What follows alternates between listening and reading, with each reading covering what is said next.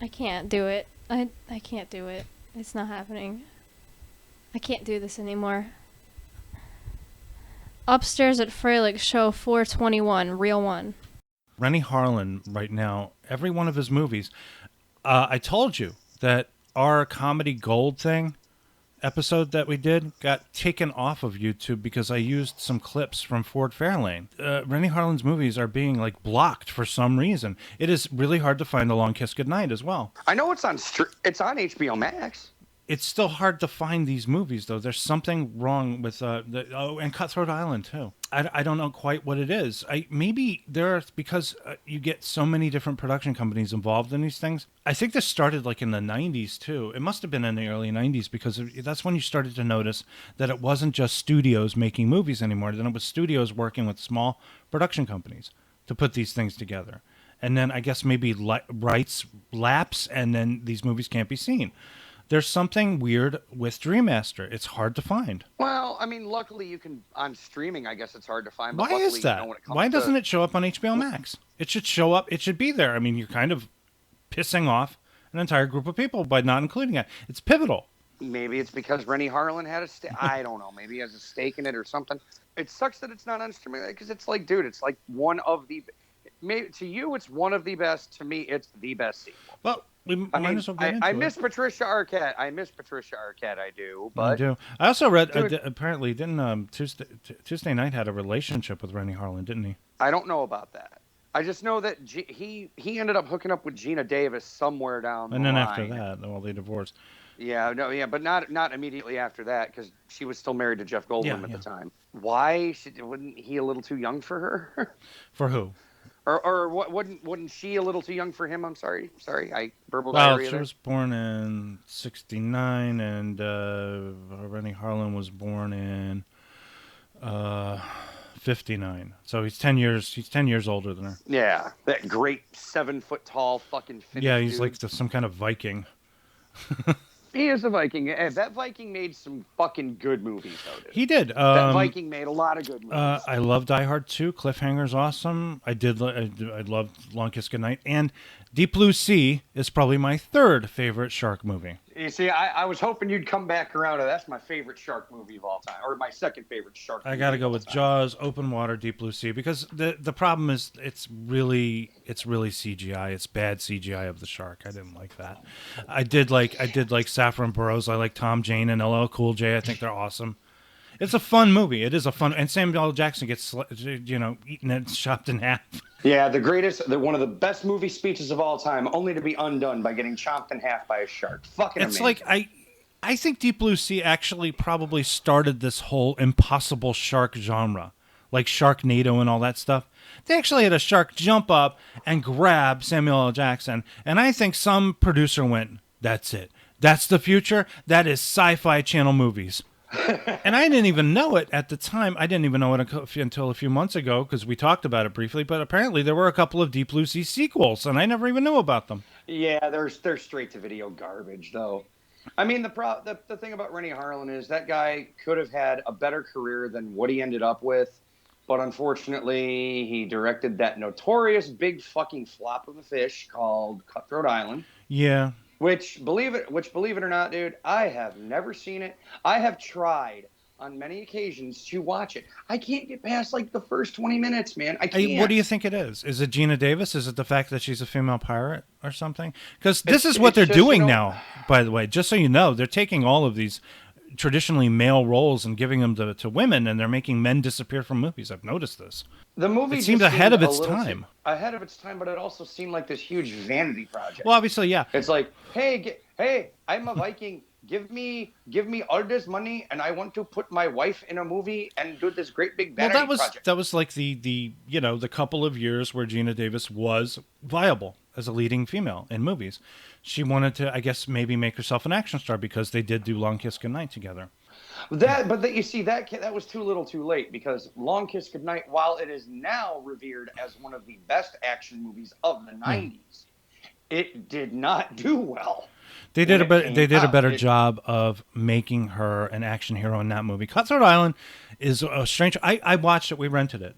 It was a big, enormous flop. Yes. And plus, there was the Matthew Modine thing. He wasn't even supposed to be in it. It was supposed to be Michael Douglas. To be in it. Yeah, and the problem Douglas, is Michael Douglas looked at the script and said, "Wait a minute, why are you making her the hero?" And it's obviously, "Hey, we're fucking. Of course she's going to be the hero." So he walked away from it. He didn't want to be a part of it, and that was probably one of the reasons for the failure, because Matthew Modine is not an action guy. He doesn't really do that, you know. I mean, it's just, dude, I hate watching movies that bankrupt a studio. Now, it was okay. I mean, it was an okay movie. People are gonna cry.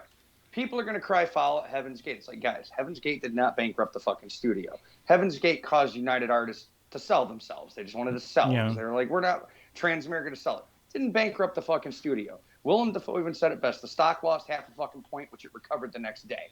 Okay. My God, Cutthroat Island cost. Cutthroat Island bankrupted a fucking studio. It cost $92 million and it only made $10 million. That was so. Oh my God.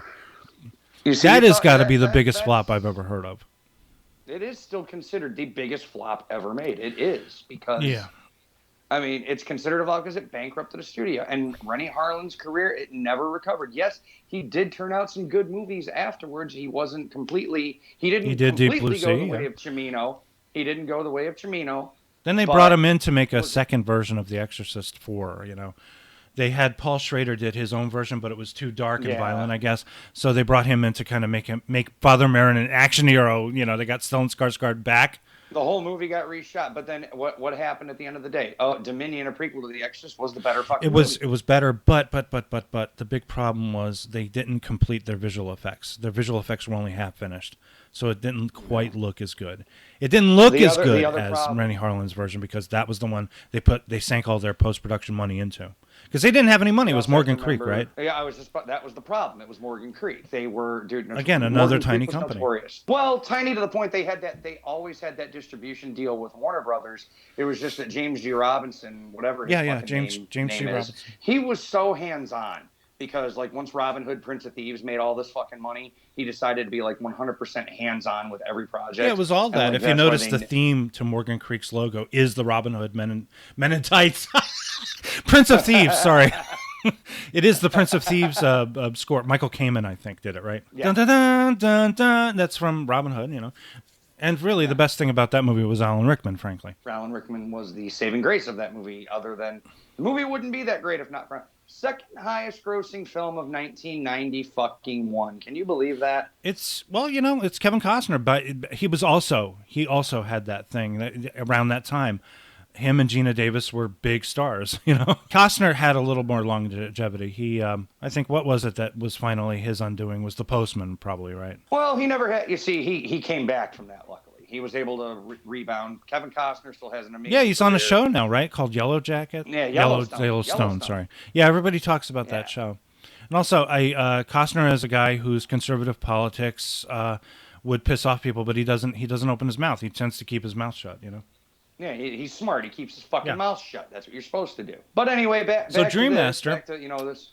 Yeah, Dream Master. We continue with the story of Kristen Parker for about 5 seconds, and she dies like Janet Leigh, sort of. But it is interesting that we do place the emphasis. We put the emphasis on this character, Alice. It sort of passes on. It's like a baton. So Lisa Wilcox, who is also was also on an episode of Star Trek: Next Generation. You just can't escape. She played this woman who is an assassin who kills this person who's in a clan. Kills actually the what's his name? Mark Lawrence, the old man from 4 Rooms. Okay. He was in a bunch of gangster movies, but they were in this episode of Next Generation. But then she also shows up as the hero, kind of the hero of 4, and definitely the hero of 5. And then how Freddy gets brought back is one of the most dumbest, weirdest things ever in a movie. Tell us a little bit about the story. The only thing I remember mainly about this movie is the whole time travel aspect, because we keep repeating this scene over and over again. Oh yeah, because they're falling asleep. That's why they both her and Dan fell asleep on the way to save fucking weightlifting chick. Dan, played by Danny Hassel. Danny Hassel. Freddy gets brought back by a dog who pisses fire.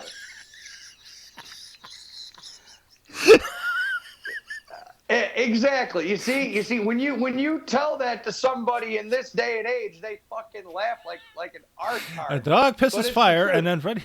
A dog that pisses fire. It's like, dude, because Kincaid's fucking dreaming about the junkyard. What is that you were telling me about Hills Have Eyes too, from the dog's point of view? From the dog's point of view, exactly. So they took a cue from Hills Have Eyes too. Yeah, because his dog, like, what is it? His dog is dreaming with Kincaid. You say this shit out loud, it sounds so stupid. Stupid, yes.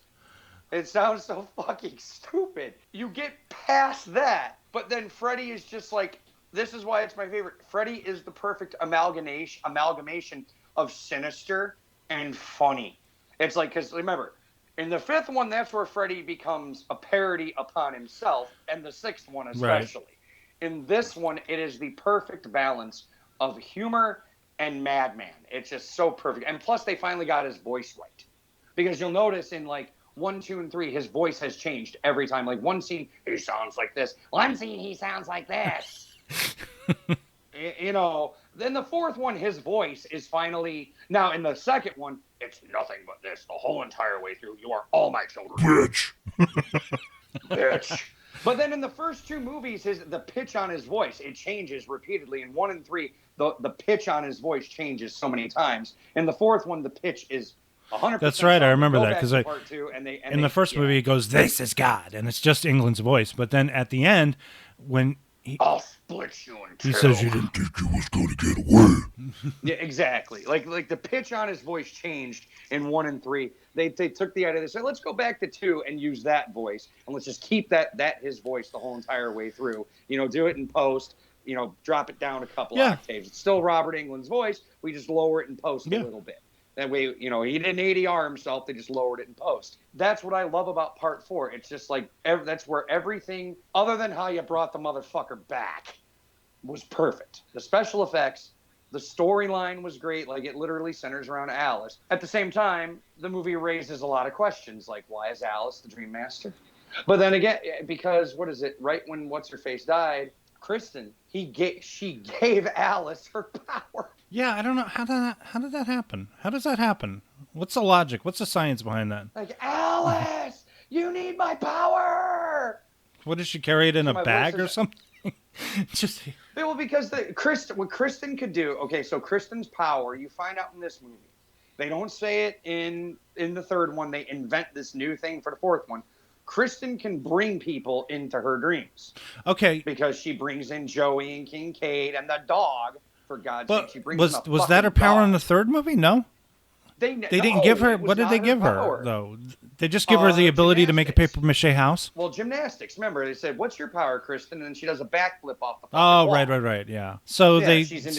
They kind of retcon it. They retcon her power there. Yeah, they retcon it. Now she can bring people into fucking dreams. Right. You know, and then she ends up giving her power to Alice, which is the power to bring people into dreams and the power... And it's not even the power to fight. And then that's the weird thing. Alice, when somebody dies, Alice ends up getting all their traits, like their real life traits. Okay. So like her brother, he's into martial arts. There is no fear in this dojo. Yeah, there is no fear in this dojo. And then they said the whole reason they did the invisible fight was because Robert Englund was like hurt or something like that. Like he got hurt, and then they came up with this whole Invisible Man fight choreography thing, which was kind of cool. So, because Robert Englund, you know, he was still pretty spry around those times. I just think he got hurt on a stunt or something like that, and he couldn't perform. Maybe he caved in his ribs doing something. I don't know. Something they like have, that. You know, he was a really good sport to have to put up with all the makeup and then all the things that they made him go through throughout the entire series. You know, they added so much more to the story, but the problem is, we don't have context. And at the end of the day, you need context, which is what this... Dude, don't get me wrong. I love all this stuff. It's great. It's like, dude, I love horror movies. I love watching this shit. Mm-hmm. But sometimes, just sometimes, we need just a little bit of context to understand why characters can do what they do. I was starting to get a little confused toward the end, especially with the whole having to repeat the same thing over and over again. But I would say it was really smartly put together, though, you know? I enjoyed 5, mainly, I think, because it was just so staggering to look at, the production design. But when you think about it, like I said, that's the thing that carries these movies all the way through is the visual quality. It just looks so wonderful every time. and it's completely ignored horror by the Academy and by all that stuff. They should have been nominating these films, but they never would anyway, right? Number one, you've got it's New Line, and number two, it's horror, and horror was always a pissed-on genre at the time. Horror and comedy at the time were not taken seriously, and it's weird too because they're the most subjective of the genres. Those are the genres that really do require subjectivity because some people might find things scary, and some people might find things funny. But not everyone can agree on what is scary and funny. It's a very subjective experience. Yeah, it's a fine line between the two. I mean, and comedies do win Oscars. It's just that they have to be. They have to rise above. I mean, that's why we were shocked. That's why Marissa Tomei's Oscar win came out of nowhere. I can't think of any other comedies that were big Oscar winners like. Well, like Some Like It Hot, wasn't that a big Oscar-winning comedy? I'm not sure. Right? I'm not really sure. Probably, maybe. Well, I remember Tootsie was a big nominee, yeah. Tootsie was a big nominee. I remember The Hangover ended up winning the Golden Globe. I remember. Well, the Golden Globe doesn't count because they have a separate award for comedies, comedy musical. But there are some highbrow. You know what? Terms of Endearment. Terms of Endearment. Yes, that was a big thing, but it was also a drama too, in addition to being a comedy. I mean, it ends with Deborah Winger dying of cancer. For fuck's sake, what kind of a comedy is that? But then, okay. How about Can you imagine an audience laughing at that? Look at another movie from Jim Brooks, fucking Broadcast News was another one. But it had shades of drama too. It wasn't goofy. We're talking about goofy. I mean, Dustin Hoffman putting on a dress is goofy. Okay, I got one for you. The movie that I'm not gonna say should have won the Oscar that year, but ended up winning in a lot of categories, including screenplay. Moonstruck. Moonstruck, yeah. Don't really care for that one. Now that I didn't hate it, but I didn't like it either. But it just goes to prove the point that comedies can win and be nominated for Oscars. My wife loves Moonstruck, and I just don't get it. I get it, but I mean, point is, comedies is a serious. Comedies can be nominated. Horror films did get nominated. Exorcist, for God's sake, it didn't win. It did, but it got fucking nominated. I think if a horror movie gets nominated or wins, it's a horror movie that really stands out. Like Silence of the Lambs is considered a horror. I don't really consider it a horror film. I consider it. It's a thriller. I consider it like a detective movie, FBI, true crime, something like that. I don't know, crime movie. But people lump it in like they like to lump it in horror because it does have horror elements in it. But just because a movie has horror elements doesn't make it a fucking horror movie. It's funny. Okay, just one tangent here. I've been cleaning off the TiVo. Last Friday I watched a movie I haven't seen in years, in decades probably, and it was Basic Instinct with Michael Douglas and Sharon Stone. Horror elements out the ass, but the movie's a fucking seductive thriller. It's a seductive thriller. I was thinking, my God, it rips off Brian De Palma. And Brian De Palma himself rips off Hitchcock. Well, you want to know another reason why it gets lumped into the horror subgenre though, like Brutal Honesty, because of the special effects. Rob Bottin did the visual effects. That's true. But I was watching the movie and I was thinking, my God, this is really silly. Even my wife, we were because everybody was so big and everybody was so loud and over the top. It was a fun movie. It's still a fun fucking movie to watch. Oh, it's a great dude. I love watching Basic Instinct once a year too. It's a fucking amazing schlocky. But when it came out, I remember really taking it seriously. I can't take it seriously anymore because it's really kind of silly when you think about it. Well, that and a lot of the LGBTQ community has come out against it. They don't like. Get a sense of humor. I'm just kind of like get a sense. This is not a lesbian. I mean, she's not even a lesbian. She's a bisexual too. But this is not a real. I love that scene with Michael Douglas going, "You want to know what, Chucky? I think she's the fuck of the century." I remember when I was dating my wife. Before we got married, I told her, "Let's fuck like minks and raise rugrats." Exactly. She just looked at me like I spit in her socks. Anyway. Yeah. She did. I wanted to say that one of my favorite sight gags in Dream Master was when Freddy turns Debbie into a roach and puts her in a roach motel and crushes her. I thought that was really cool. That's Steve Johnson screaming Mad George right there, man. Oh, I love the fact, who did pop up in that movie? A lot of people don't remember. Linnea Quigley. That's right. Was in that. She was one of the souls in Freddy's. That's right. It's sort of weird. I guess they just threw her in. I don't think they knew who she was. Steve Johnson was he proposed. He was dating her, and he proposed to her on set. Right after she completed the scene, she popped out of there naked, and he asked her. I mean, she was in. Well, she was. Her biggest roles were Return of the Living Dead and Hollywood Chainsaw Hookers. She's on the cover. Well, she's on the cover of my Laserdisc that I have. Well, framed. then Silent Night Dead. Oh, and also she was Linda Blair's sister. Gets raped in Savage Streets. Savage Streets. But Exactly. basically, I mean, she's kind of like a very fringe performer, and she pops up here, I guess. And then she was in Sorority Babes and the Slimeball Bolorama. Oh my God, that's like Cannibal Women in the she was Avocado also in, Jungle of Death or whatever. She was in Creepazoids. She was really good in Creepazoids. So, I mean, dude, again, what makes this movie great is the visual Also, effects. Bob Shea. and Bob the Shea special pops up effects. as Alice's teacher. As a teacher.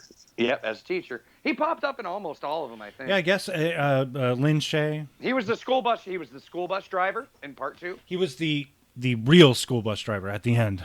Yes, But the real that school bus just driver. winds up going off anyway. I mean, it's like a fuck you ending. It's like what Anderson used to call, David Anderson called the goddamn son of a bitch ending, where, you know, you think things are okay, but no, Yeah. That was the goddamn son of a Very bitch. much so. You see, that's what I liked about part 4. Part 4 did not have a goddamn son of a bitch ending. Part 4 had Actually, a good you know, ending. I they liked could how have it just ended. ended it right there. They didn't even have to do Dream Child. You're right. They didn't have to. But you know what? But this is where we segue nicely. We have another up-and-coming filmmaker who is very visual, you know, who has Stephen these Hopkins. great ideas. He's Stephen Hopkins, this European-British filmmaker who I hear is a gigantic hothead. What do you mean, like an asshole or Oh, you didn't a hear the Predator? You perfectionist? don't remember the Predator? You don't remember the Predator 2 story? No. I will. Let me tell you this though Okay. first. Predator 2. Okay. It's not what you expect as a sequel, but it's a very, very good sequel. I Considering. prefer it to the first one. I prefer it to I part think I know one. why I you prefer it. love Predator. I think you prefer it because it seems like a lot more thought was put into the story. It goes in a direction in the final act that you never thought it would go in. The first Predator movie is basically just Arnold and his, you know, muscle-clad guys with guns, you know, in the jungle, and they all get cut down systematically one by one until we're down to Arnold, and he has to fight this Predator and finally figure out what it is. It's very simple. Predator 2 is a much more satisfying story in the end. That, and it was made during an era. It was literally like the swan song, if you will, of 80s action movies. Because the production did take place in the 80s, came out in the 90s.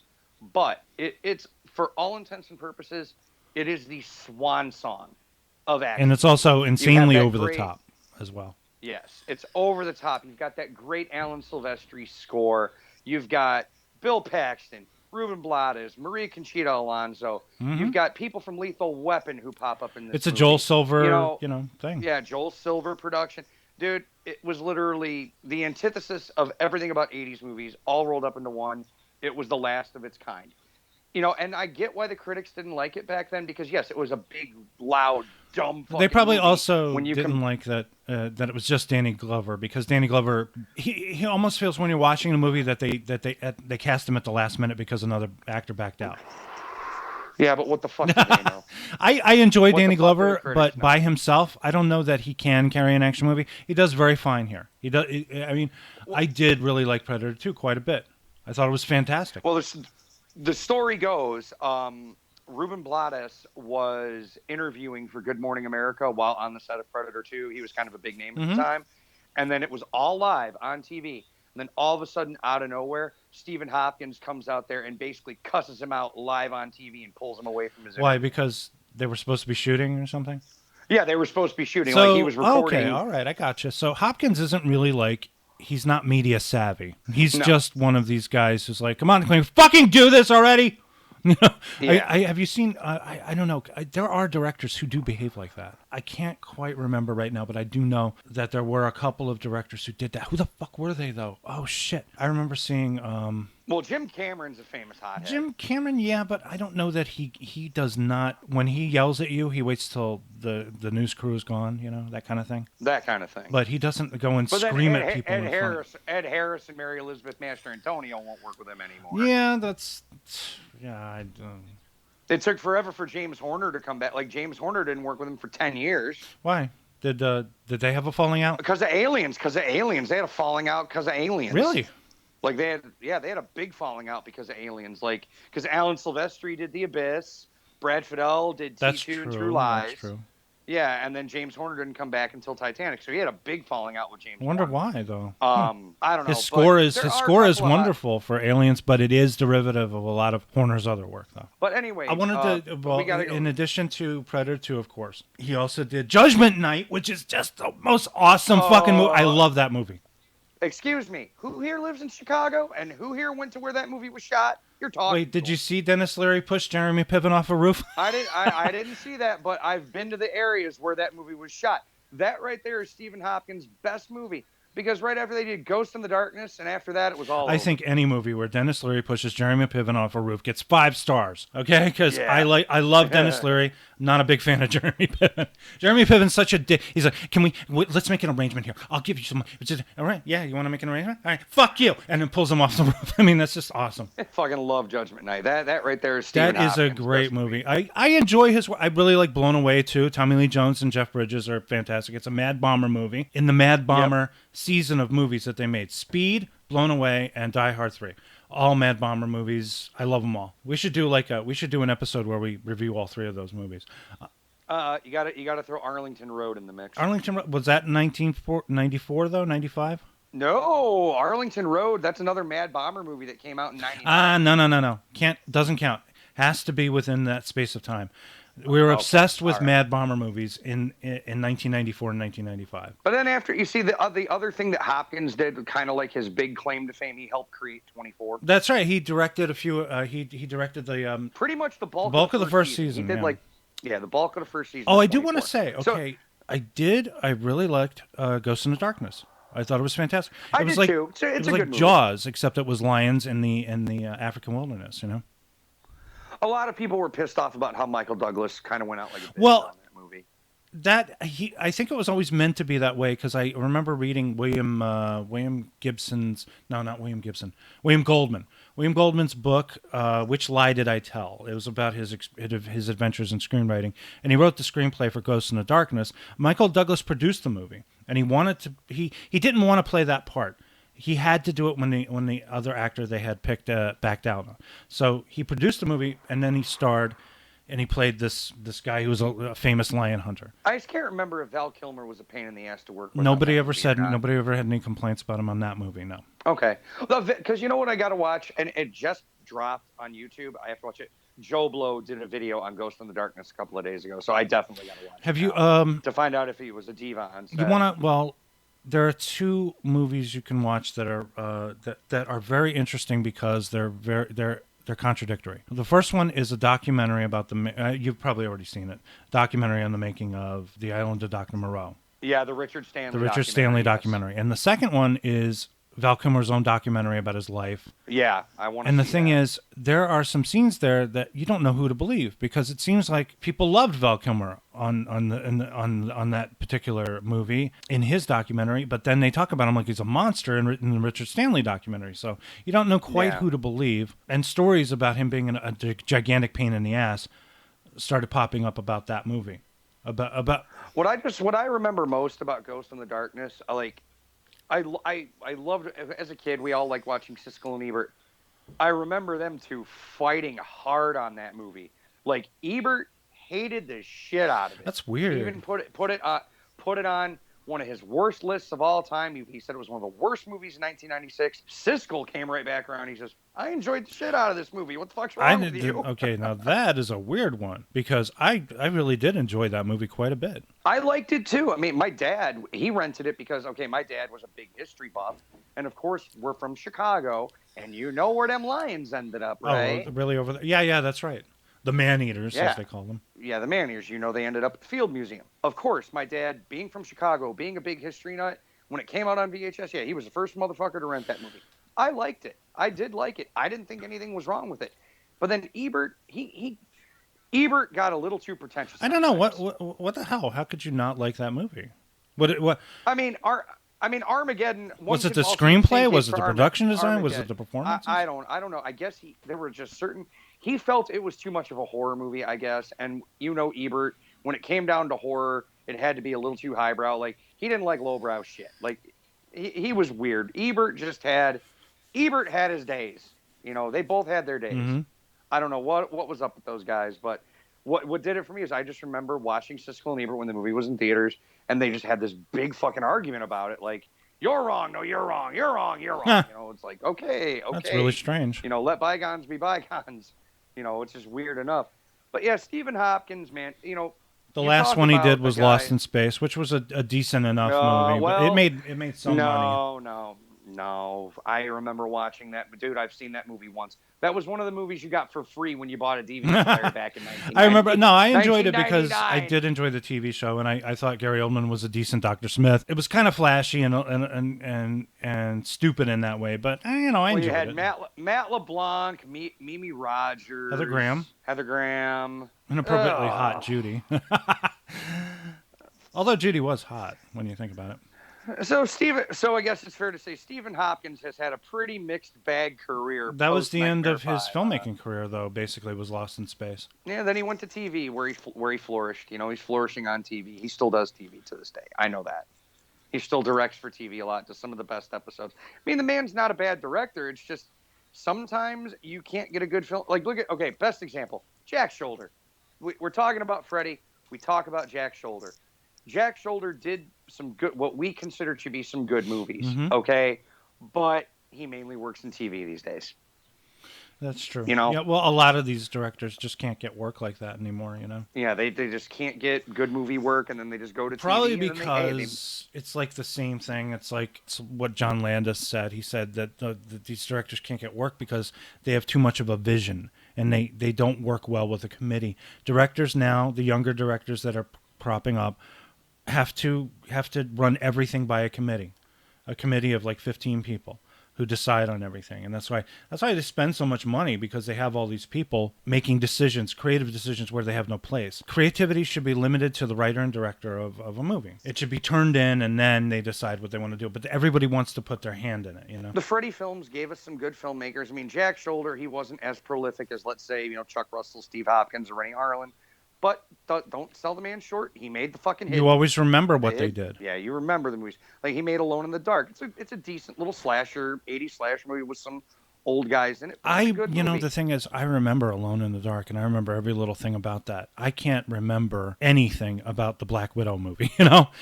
These movies are forgettable. They're so fucking forgettable nowadays, you know? Yeah. And The Hidden is one of the greatest science fiction movies ever made. Yes, The Hidden is just an amazing movie. Again, ironically enough, back to Siskel and Ebert, who gave that movie 2 thumbs up. It's a movie that they you don't enjoyed that movie. Expect to be as emotionally moving as it is. It's a movie where a bunch of people, where one alien cop, one human cop, and they're hunting down killer aliens, and then in the end, Kyle MacLachlan gives his life to save Michael Nouri, and I was in tears at the end of that movie, not expecting it to end that way. It was just incredible. Yeah. But then they did The Hidden too, and unless we talk about that movie, that one I also saw. Yeah, Hidden 2 was not good at all. No, good cast. Jack Shoulder did Wishmaster 2, and that's actually a pretty good. That's actually a pretty decent. Actually, I saw the first Wishmaster in the theater. So I think 1997. I didn't want to see it though. That was another one my mother dragged me to see. Oh no, dude, my dad took me to see Wishmaster. I love Wishmaster. The second one I remember came straight to HBO back in '99, but it wasn't a terrible sequel. Like, yes, you could tell it was a straight to video sequel, but what saved it is they got Michael Dudikoff back in to play the Djinn. At the same time though, they amped it up. Like, Michael Dudikoff had that shit-eating grin on his face throughout the whole entire movie. Yes. When he was not the Djinn, he just had that shit-eating, evil fucking sneer on his face the whole entire movie. Dude, it was a hammy-ass movie, but I enjoyed it for what it was. It was just like when he says, I wish my lawyer would go fuck himself, and then the lawyer could actually fuck himself. Oh, God. Chuck Russell could have had a good career. I mean, the problem was, he did The Mask, and which was the biggest thing he'd ever done at that point, but then he could never really recapture. Yes, he did that Arnold movie Eraser, which is a good movie. I'm just gonna say it's a good movie. It's nothing groundbreaking. Movie. It's an okay movie. It's a good movie. Okay, but it's not a groundbreaking Arnold movie. Just a good movie. Yeah, wasn't that around the time of well, let me see. Eraser came out in the mid '90s. 96. Yeah, and then the last big Arnold movie that I can remember was End of Days, I think. And then Yeah, Collateral which Damage was supposed to be a big hit, but 9/11 messed that up. 9/11 killed. That was an Andy Davis movie, and that it was okay. Collateral Damage is okay. I would rather watch Eraser because it's so stupid. But Collateral Damage is all right. But then what else did he do? He did that Bless the Child, that Kim Basinger movie. Oh, that was the one with Christina Ricci, right? I don't know about that. I think it was Christina Ricci. Christina Ricci was, but it was Kim Basinger was in Bless the Child. He did that, and that movie was a flop. And then he's stuck to some very small projects since then. So Chuck Russell really, didn't do too much. Of course, Renny Harlin. I'd say Renny Harlin. You take Cutthroat Island out of the equation. Other than Wes Craven, he had the best career out of anybody because he was still making movies, and he's still making movies to this day.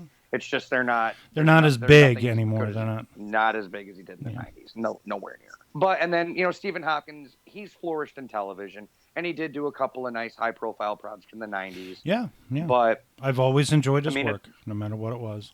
I've enjoyed his work, too. Predator 2 is probably, one of the best movies he ever made. I love Predator 2. Though you probably made the Earth explode a little bit. You shattered worlds by saying that you prefer Predator 2 to Predator. Yeah. But when we come to Nightmare 5, this is it's not a terrible movie. I want to get that out of the way right here and now. I do not hate Nightmare 5. But it is the least film in this quote-unquote trilogy. It is the least of the films. It is all style over substance. Freddy, at this point, is more of a cartoon than a fucking madman. Right, dude, the scene that does it for me is the Super Freddy scene. With the skate, it's like, faster than a bastard madman, more powerful than a local maniac. It's Super Freddy! This movie is all style over substance. It is a beautiful film to look at, which we have stated. The visual effects are outstanding. There are some great kills in this movie. It's really above and beyond, actually, with the visual. Cause it is. And this is the only film, by the way, this is the only one, along with Part 1, okay? The only way to see the original uncut versions of these films, 1 and 5, are on Laserdisc. 5 is also VHS, but Part 5 has been cut. There is an uncut version of Part 5. There are the two scenes in question are when Dan is on his motorcycle, becoming, the melding to the motorcycle, and the scene where Greta is getting force-fed her own. Yes. Those two scenes are locked down for the streaming versions, for the DVD versions, for the Blu-ray versions. Only on Laserdisc and VHS can you see the original uncut versions of 5. This is where I begin to question the Motion Picture Association of America's motives. Because, particularly with the eating scene, we have seen, if you remember Monty Python's The Meaning of Life, there's the creosote sketch where this man, played by Terry Jones's force, is fed until he explodes. Yes. And it's for comedic effect, but it's also kind of gross. And the thing is, they cut these things because they think that that it's too intense for the audience. This is a very, absurdist. It's absurd. It's farcical. And it's even satirical in a way because of Greta. Greta is a model, and she's like self-conscious about her weight anyway. She's trying to remain thin, and this is a nightmare for her. And it's photographed in such an exaggerated way. That's the thing. Stephen Hopkins' direction in this movie is very exaggerated. It's very almost it's like a satirical kind of black comedy almost. So I don't understand how the MPAA would be like, "Whoa, you're going too far there. Got to cut this." I mean, it's to get an X rating for that, it's just bizarre. Yeah, it's bizarre. As for the motorcycle, though, I do remember that he becomes this kind of weird biomechanical motorcycle. Yeah, something like that. He just like. The motorcycle just melds onto his body and turns him into this thing. Freddy controls the motorcycle. These scenes are not meant to be taken seriously, are they? No, of course not. No. You see, that's the great visual part, but then you get down to the nitty-gritty of the story. What's the story? Alice is pregnant by Dan, and it turns out the baby is dreaming, and Freddy invades through the baby's dreams. And in this case, because of this, Alice can now dream while she's awake. Yes. The idea, dare I say, is good. The idea behind it is good. It's just the execution. It's way out there. It's just way. It's way out there. It's just way out of left field. It's not. I think that's why they pulled it back. They pulled the reins back for Freddy's Dead, even though Freddy's Dead's a little weird too. Unfortunately, Freddy's Dead is nowhere near as visually interesting as these movies. No, because you didn't even have a talented. Okay, now we'll talk about this really, really quick, and then I'm going to move right back. With all respect for Rachel Talalay, she did do Tank Girl, okay? Right. And Tank Girl's a good It fucking is, yeah. movie. But Rachel Talalay was just a producer on all these movies at the time, and at the same time, she was the only one who wanted the fucking job. She was the first-time filmmaker killing Freddy off. Right, right. Did you expect this to be a great movie with a first-time I would film? say that there's a little more working against her is that the value of whatever they were getting for that movie, it looks like a really cheap movie compared to these movies. And these movies cost less. So there was obviously some inflation going on here and things cost way too much money. Yeah, but this was also a transition point for New Line because you also look at it from this perspective. They had picked up the Jason series around this time, and all the Jason movies followed a formula. But then when Jason Goes to Hell comes out, it completely variates off the movies that came before, off the other 8 movies that came before it. That's true. What does Freddy's Dead do? It does the exact same thing. It like the only common thread is the Elm Street children and everything else. And you find out that I guess the only thing that ties it together is you find out the main character of the movie, who's John Doe, is literally the last remaining Elm Street kid. That's I would like to also point out when the MPAA, see the Friday the 13th movies from, I don't know, I guess 3 to 8, let's say all the way to Manhattan, right? The MPAA cuts to those movies really hurt them. Those cuts were terrible. They hated the Friday the 13th movies apparently because the scenes of gore and viscera in the Elm Street movies hold together a lot better even after the MPAA cuts. I think maybe they had more footage. Maybe they had more coverage, so they were able to. That's the difference between a straight slasher and a visual. I was always disappointed by the Friday the 13th movies, and as far as all the violence and the kills were really cut badly.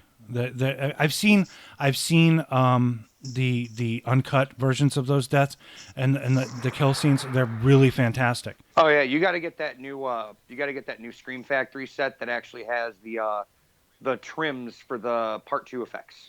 They were found. I was referring specifically to, I think, John Carl Buechler. John Carl Buechler's Part 7. Yes, those, oh my God, they were incredible. And Part 6 too. Part 6 was really good too until they were cut by the MPAA. Yep, you got to see the Carl Fullerton deaths from Part 2. They were really good.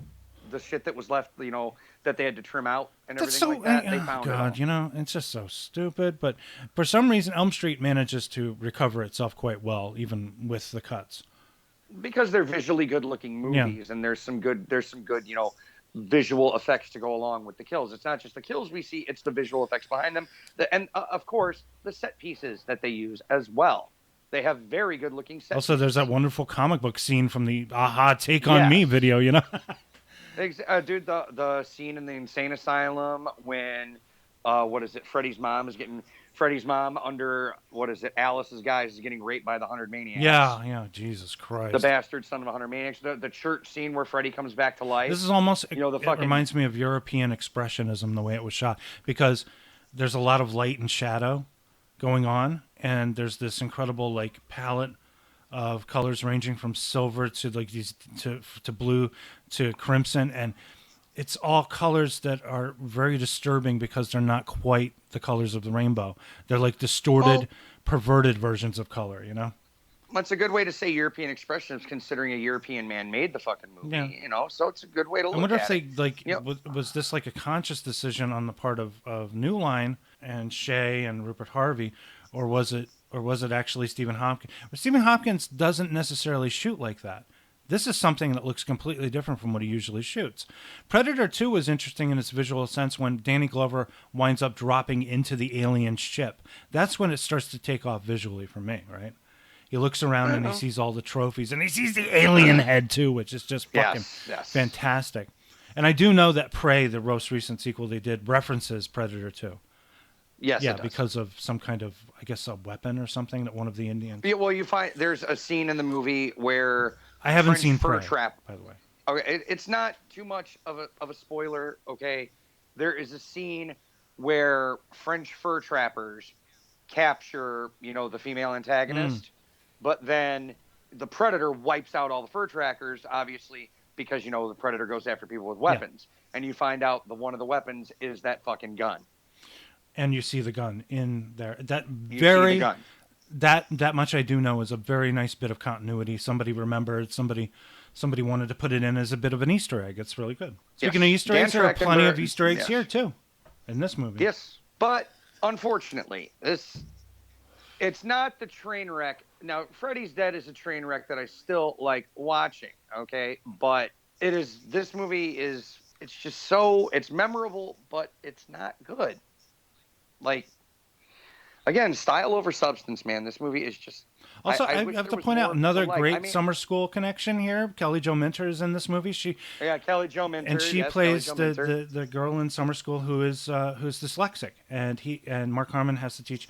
Mark Harmon and Kirstie Alley take turns teaching her how to read. It's fantastic. She's great in this movie, and also. And she's one of the survivors. That's what's cool. She's one of the ones that survives the whole thing. That's pretty cool. Yeah, I do. I really like this movie. I want to go watch it again. Actually, talking about it because I was so distracted by the fact that it was so gorgeously shot and the production design was so far. It was like a cut above anything being made back then. You know. Never mind a comedy, drama, whatever, musical, anything like that. The visual production design and the visual effects were and it was ignored by the Academy. Well, the other problem with this movie is that it came out in the most stacked summer of all time. Yeah, It came out in the stacked summer. We got to talk about that. We got to talk about the perfect storm of sequels of 1989. There were I did a count. I did a count from one of my Franchise Rewind articles. There had to have been like 30 to maybe 40 to 50 sequels released in 1989. Well, let's just start. We had the big ones, of course, but there were also little ones. The heavy hitters were Lethal Weapon 2, Back to the Future Part 2, Ghostbusters 2, Indiana Jones and the Last Crusade. Those were Star Trek 5. The big Star Trek 5. Karate Kid 3. Karate Kid 3.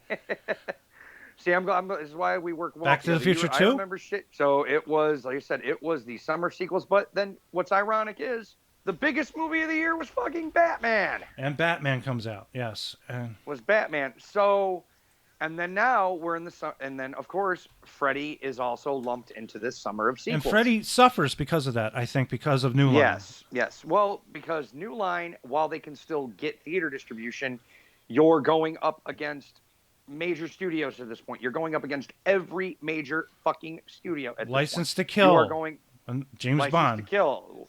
And that movie flopped. That movie actually... It didn't do well here. It did very well internationally. Timothy Dalton's movies... it underperformed here. Timothy Dalton's movies were actually more popular than most other Bond movies internationally. No, they were good movies. License to Kill is probably in my top 5. Yes. Because it captures a moment. License to Kill captures a moment for James Bond. I wish we could go back to the Bond thing. Maybe we can. I don't know. But yeah, dude, we're just talking about the stacked summer of 1989. Friday 13th Part 8, of course. Was that 80? Yeah, that was 89. Eddie and the Cruisers 2. We talked about that, remember? Jesus. Yeah. Yeah. Oh, my God. Just sequel-itis. Sequel fucking-itis. But that was bound to happen, though. We knew that was going to happen eventually. There would be one year that would... and a lot of movies suffered as a result of it. Like The Abyss, that suffered. Karate Kid Part 3 suffered. Nightmare on Elm Street Part 5 this was also the summer of Honey, I Shrunk the Kids, another huge hit. It was released the same week as Batman, became a big hit as well. But there were plenty of movies that suffered as a result of all the movies that were being released in 1989. Yeah. And Nightmare on Elm Street 5 is one of the bigger ones that did suffer. It had the same budget as the it had a slightly larger budget than the previous movie, but it made half the money. To go a little back into that, another movie that suffered was UHF. Remember the story behind that? That's right. Well, because Orion thought that was the movie that was going to save the studio. Right. Because it had tested so well. Like, they tested it, and it tested so well, it got higher scores than the original RoboCop. That's right. And then what did they do? They said, we're going to put it in the biggest stacked summer of all time. And it flopped. Wasn't that like Little Monsters, too? That was another one, Fred Savage? Well, that was because of, remember I told you, that movie was done at Vestron. but then it got picked up by MGM or United Artists, excuse me, and it got a very small release. Like 200 theaters, I think, at its peak. It did not go to a lot. But that was a movie that tested well, right? Maybe. I don't know how well it tested. I really was don't that know Vestron? how well That was tested. Vestron. Well, it was original. It's now back. I remember with we Vestron. talked about Yeah, how it's back with Vestron now. But back in '89, it was completed, finished at Vestron, but they didn't have enough money to get it out, so they sold the finished negative to United Artists. Nah. And United Artists released it, and they had the home video distribution rights for almost 30 fucking years. They had it, and then their window closed, and then Lionsgate or Studio Canal, whoever it is, they picked it back up. Like, they got the rights back after 30 years. I don't know how well that movie tested. I really don't know how well it tested. I just know that it was released because Fred Savage was a popular commodity at the time. You know, because of the Wonder Years and everything else like that. And plus, he popped up in, what was that, Princess Bride. He was really popular in that. That's right. Yeah. He was just, Vice Versa had come out the next year. That was a really popular movie. Yep. 89 was just that year, man. Yeah, dude, for all you people out there who are listening to this, you had to have fucking been there, man. That was just a year. That was a year. Spent so much time at the fucking movie Yeah, I theater did that too. year. I did too. Even though it wasn't a great year for my family, we did go to the movies often because movies were still really cheap back then. Yeah, we still had X amount of theaters. We saw all my dad saw License to Kill. I saw Back to the Future. I saw fucking Batman. We saw Indiana Jones. We so much time spent. Saw a lot of that those. year. Yeah, that's true. And then, but a movie like Freddy, it was a small fish in a big fucking Well, pond. even then. But then also Freddy fatigue was starting to set. I think there was a lot of slasher fatigue in general because Jason Takes Manhattan didn't do very well either. Yeah, that movie. Well, it was interesting. We saw a preview for that when we went to see Star Trek V: The Final Frontier. There was a trailer for Jason Takes Manhattan because it was a Paramount movie still. Well, to be fair, Jason Takes Manhattan should have been retitled Jason Takes a Cruise Ship. Yeah, because we only see Manhattan for about 5 minutes. Or better yet, Jason Goes to Toronto. Jason Goes to Toronto. That movie, hey dude, I think it's just like what Friday 8 and what Freddy 5 have in common. They are both well-made, visually stunning films. It's just they're not any good. Like I said, I want to see it again. And also, I really liked the whole idea of her having a baby. But it does turn into that kind of love conquers all thing at the end. Yeah. Love! Kind of. You said love kills the demon. Screwing with this thing.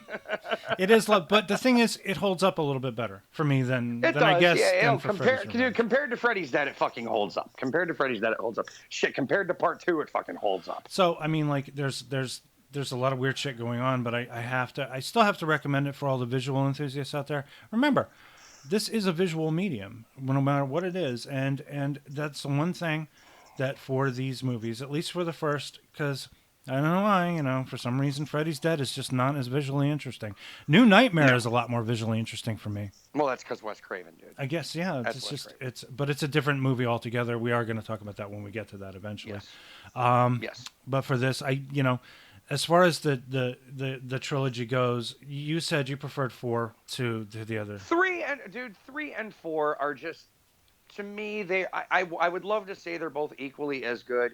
But I'm gonna do the split and say I'm 45% on Dream Warriors, but I'm 55 on Dream Master, only because I have more fond memories of the Dream. I asked Bronwyn, and she said just unquestionably. The first movie is her favorite, but the third movie, Dream Warriors, is her favorite of the remainder of those movies. Of the sequels, and that's how I'm pretty much the same way. It's like 3 and 4 to me, they're pretty much neck and neck on them being amazing sequels. But the first movie will always remain supreme because they did so much more with a limited budget on that first movie. Well, it was untested, so they weren't going to throw that much money to it. Wound up making 65 in the U.S., did very well, and the second movie was profitable, made $30 million on a $3 million budget. These all were profitable. Even 22 on an $8 million budget is not terrible. It's not terrible, but it is break even money. It's break even. It's damn near break-even money. You made a small profit. Luckily, New Line was smart. They didn't go the way of Canon. They didn't overextend themselves. They kept the budget small. Every movie they made, they kept the budgets small. I even think Lawnmower Man, they didn't even pick that one up. I think they picked it up or put a little money into it. Yeah. But that movie was made for only $10 million, and at least it made $30 million over here. So the movie was profitable. The movie did make money. That's how New Line was smart. Their movies made money. Canon wishes they could have done shit like that. But Canon, unfortunately, they flew to the sun way too fucking high, way too fucking fast. And they figured the best way to make money is to spend a shitload of it. And what happened? They got bankrupt, they got bought, and it's over. Yeah. It was over. Canon could have New been Line the next survived. Thing, but New Line, they survived. New Line they survived. got bought, though. They got bought by Ted Turner, and then after getting bought by Ted Turner, when Ted Turner got bought out by Warner Brothers, then that's where it folded into Warner Brothers. At least Ted Turner let them do their job. He did not interfere. Well, so did Warner Brothers. I don't know. Warner Brothers seems to be a monster, though. If you look at them. But Warner Brothers let them do their jobs, though. Like, Warner Brothers did treat New Line Cinema as okay, best way to put it. Disney bought Miramax, right? But this is the 90s. We're talking the 90s Miramax here. Disney bought Miramax and all the subsidiaries, but they let Miramax run as their own company. Okay? When Ted Turner got New Line, he did the same thing. He let them run the company their own way. And when Warner Brothers bought them for a short amount of time, it was maybe 11, 12 years or so, New Line did exist as a separate company. Bob Shaye was still the man upstairs. He still controlled what the output was. Just Warner Brothers had the final say, kind of like Disney did. Is he still running it? But no, he has stepped down. Bob Shaye's in his 80s now. He's done. Like, New Line completely exists as a offshoot Warner Brothers subsidiary. I mean, you can see it now because every New Line movie has the Warner Brothers logo first that turns into the New Line logo. To the New Line logo, exactly. Like, Bob Shaye did work on the Lord of the Rings films. That was, co-production between Miramax and New Line. And New Line, Bob Shaye was part of that. The whole reason that it ended up happening was The Golden Compass. That was the final movie released by New Line Cinema as a New Line Cinema product. It flopped so hard, and then Warner Brothers said, "Okay, you are no longer operating as your own studio. We are absorbing you completely. Right. You're done." At the end of the day, New Line was successful. Well, you still have Michael DeLuca is still running it. Yeah, but it's still being ran. It's just this offshoot label that is for all intents and purposes, Warner Brothers owns it. Yeah. Like, it just doesn't operate as its own separate entity anymore. Kind of like Miramax doesn't operate as its own separate entity anymore. The Mask was the final film done under the old New Line regime. Right. They were in post when Ted Turner bought them. So The Mask was in the can under the New Line regime, but during post, it was bought by Ted Turner at the time. So the Mask was the final movie done under the old guard, so to speak. But New Line had a hell of a run, man. They were a great company. And like we've always said, it is the goddamn house that Freddy built. Yeah. All right. It is the house that Freddy built. We should wrap this up, and then we'll be back next time to talk about the final. Well, no, we'll be talking about Freddy's Dead and New Nightmare. And if we have a little bit of time, we can do, or do you want to do Freddy versus Jason and then the remake? I don't want to do Freddy versus Jason. Please don't make me do that. Hey, we're talking about nightmare movies. We got to talk about Freddy versus Jason. Okay, shit. I have what I... We can do two more episodes. Well, what I had planned was to do, I wanted us to do Freddy's Dead, I wanted us to do New Nightmare, and I wanted us to do the remake, 2010 remake. But I guess if you want to throw fucking Freddy versus Jason, then fuck it. Let's do it. We can gloss over Freddy versus Jason because it is non-canon. We'll do a little bit of that when we'll do the final episode. How about that? All right. Sounds good. But it doesn't matter because it'll probably be winding up being a 2-hour discussion anyway that I'm going to have to edit the fuck out of. Anyway, all right. So that's how it always goes with us. So everybody have a nice night. Sleep well. Don't let the bed bugs bite. And like, share, and subscribe to this video. And we'll be in with a glass of milk and some cookies and tuck you in. But until then, unpleasant dreams. Good night. Good night.